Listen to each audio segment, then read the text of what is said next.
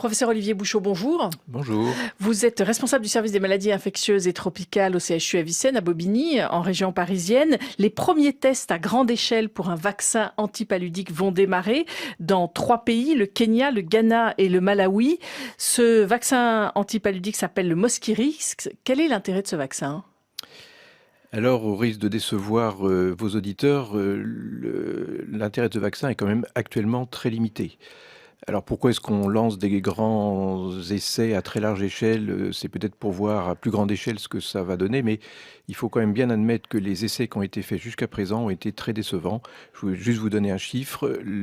Après 4 injections, ce qui est quand même très lourd à faire, on a 4% d'efficacité 7 ans après la vaccination, ce qui est quand même extrêmement faible. Ça voudrait dire qu'il faut refaire des vaccinations très régulièrement.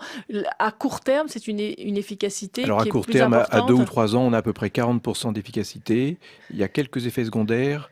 Enfin, réellement, je ne pense pas, mais peut-être que je me trompe et j'espère que je me trompe, mais réellement, je ne pense pas que le vaccin actuel soit un vaccin qui va être très largement utilisé et qui va révolutionner la prévention du paludisme. Pourquoi est-ce si difficile d'ailleurs de trouver un vaccin contre le paludisme ? Alors c'est manifestement très difficile parce que ça fait 50 ans qu'on cherche et on n'a toujours pas un vaccin qui soit vraiment très satisfaisant. Alors une des explications, c'est que le parasite est un parasite extrêmement changeant. Si on peut faire un parallèle, c'est un peu comme le virus VIH qui est un virus extrêmement changeant. Et donc c'est très difficile de trouver la bonne cible, ce qu'on appelle le bon antigène pour trouver le bon vaccin efficace.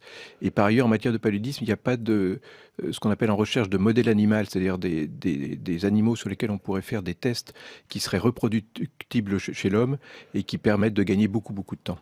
Et du coup, c'est très difficile de trouver un vaccin efficace. Et donc, c'est très difficile de trouver un vaccin efficace. Professeur Olivier Bouchot, merci. Je rappelle que vous êtes responsable du service des maladies infectieuses et tropicales au CHU d'Avicenne à Bobigny, en région parisienne.